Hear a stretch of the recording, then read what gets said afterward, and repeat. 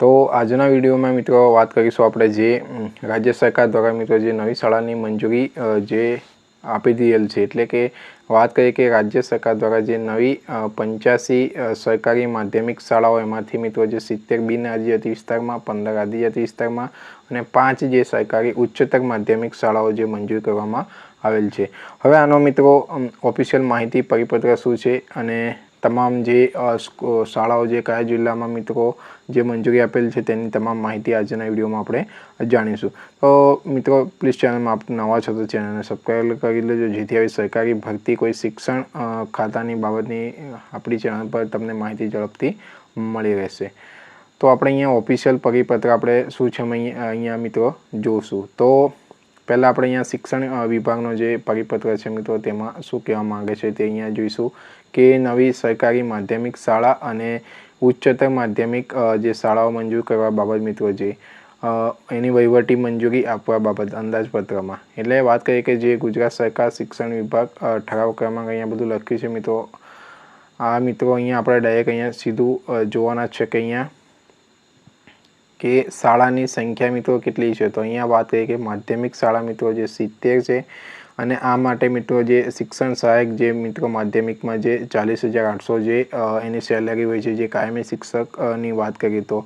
एमां जे वार्षिक पगार भत्तानो खर्च ए बधुं लखेलुं छे मित्रों अने जे संवर्गनी संख्या केटली छे ते पण अहींया लखेल छे अने वहीवटी सहायक मासिक पगार केटलो होय छे तो वहीवटी सहायकनो जे 26,000 होय छे एटले के क्लार्क आ ते मित्रों एमां वहीवटी सहायकमां आपणे अहींया गणीए छीए के जे ए बधुं करता होय ते बधुं स्कूलनी बाबतनुं मित्रों। त्याबाद पट्टावाळानुं पण अहींया लखेल छे तेમને लघुत्तम वेतन मुजब एमनी अहींया सेलरी लखी नथी अने संवर्गनी संख्या अहींया लखेल छे जे 70। त्याबाद उच्चतर माध्यमिक शाळा जे 5 छे अने ते एमनो जे 50,000 ની આજુબાજુ કંઈક સેલરી હોય છે 49,600। તો આથી મિત્રો માધ્યમિક શાળાના જે પરિપત્ર આમાં જે સંવર્ગની સંખ્યા વાર્ષિક પગાર ભત્તાનો ખર્ચ અને ત્યારબાદ જે માસિક ફિક્સ પગાર જે કેટલો હોય છે તેની આપણે અહીંયા માહિતી જોઈ લે। તો હવે મિત્રો આપણે અહીંયા જે માધ્યમિક શાળાની વાત કરીએ માધ્યમિક શાળાઓ જે 15 છે અહીંયા બિન આદિજાતિ વિસ્તાર અને આદિજાતિ વિસ્તાર એમ કરીને તો અહીંયા આપણે જોઈશું 15 માધ્યમિક શાળા અને એમાં જે માધ્યમિક શિક્ષકોનો જે પગાર હોય છે જે 40,800 અને ઉચ્ચતરમાં હોય છે મિત્રો અહીંયા આપણે જોઈએ કે 49,000 ઉચ્ચતર માધ્યમિક શિક્ષકનો હોય છે 49,600। તો હવે આપણે અહીંયા જોઈશું જે આ ઓફિશિયલ જે પરિપત્રમાં મિત્રો માહિતી લખેલી છે અહીંયા આપણે મિત્રો આ બધી માહિતી આપણે ટેલિગ્રામ પર મૂકી દીધેલ છે જે આ પરિપત્ર। તો અહીંયા આપણે જોઈશું નીચે દર્શાવેલ 15 સ્થળે જે સરકારી માધ્યમિક શાળાઓ આદિજાતિ વિસ્તારમાં જે શરૂ કરવાની મંજૂરી આપી દીધેલ છે। આપણે અહીંયા જિલ્લાનું લિસ્ટ જોઈશું તાલુકો પણ જોઈશું અને ગામનું નામ પણ અહીંયા જોઈશું મિત્રો। તો ગામનું નામ મિત્રો અહીંયા આપણે જોઈ લઈશું અને ખાસ કરીને જિલ્લો અને તાલુકો જોઈ લઈશું ફટાફટ એટલે આપણે વિડીયો લાંબો નહીં થાય। તો દાહોદમાં જાલોદ ખાતે સાબરકાંઠા મિત્રો સાબરકાંઠામાં વિજયનગર ત્યારબાદ સુરતમાં માંડવી અરવલ્લીમાં ભિલોડા વલસાડમાં ઉમરગામ ભરૂચમાં નેત્રંગ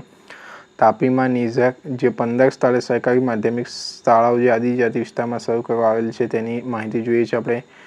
સુરત માંડવી ખાતે દાહોદમાં બીજી મિત્રો જે જાલોદ જે કુણીગામ ખાતે દાહોદ જે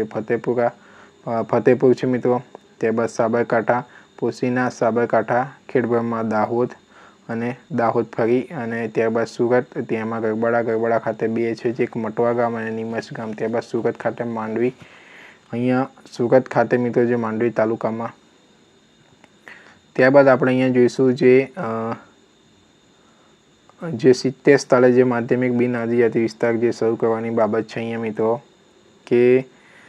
સુરત ખાતે સુરત સિટીમાં જે નાની વેડ અને મોટા વરાછા ત્યારબાદ ખેડબ્રહ્મા ખાતે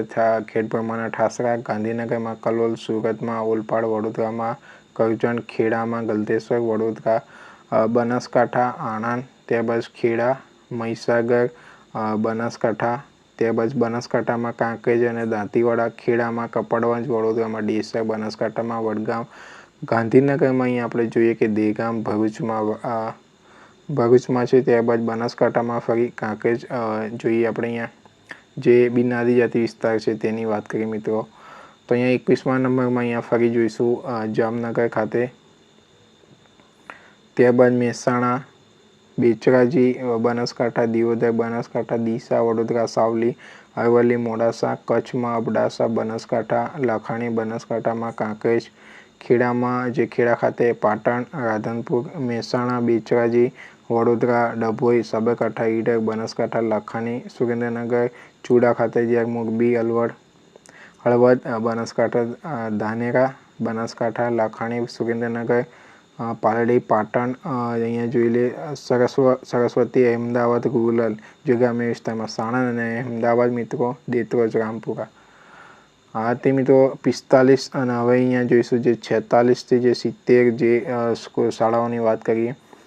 ત્યારબાદ અહીંયા જોઈએ રાજકોટમાં, રાજકોટ જે ખાતે જે અમરેલીમાં લીલિયા, સાબરકાંઠામાં હિંમતનગર, પાટણમાં સાંતલપુર, પાટણ સમી, રાજકોટમાં રાજકોટ ખાતે, બનાસકાંઠામાં ધાનેરા, ગીર સોમનાથ, ગીર ગઢડા, રાજકોટ લોધિકા, સુરેન્દ્રનગરમાં પાટડી, અમદાવાદ રૂરલમાં બાવળા, અમરેલીમાં લિયા મોટા અને કચ્છમાં લખપત ખાતે 2 જે સ્કૂલોની વાત કરીએ. સુરતમાં કામરેજ, જામનગરમાં જામનગર ખાતે. તો હતી મિત્રો આ જે માહિતી આપણે જે સ્કૂલોની અહીંયા જોઈ. તો અહીંયા જે આદિજાતિ વિસ્તારની પહેલી સ્કૂલો જોઈ, ત્યારબાદ આપણે જે બિન આદિજાતિ વિસ્તારમાં જે 70 સ્કૂલો મિત્રો જે ચાલુ થવાની છે તેની પણ અહીંયા માહિતી જોઈ. તો ફરી મળીશું નવી માહિતી સાથે. જય હિન્દ, જય ભારત.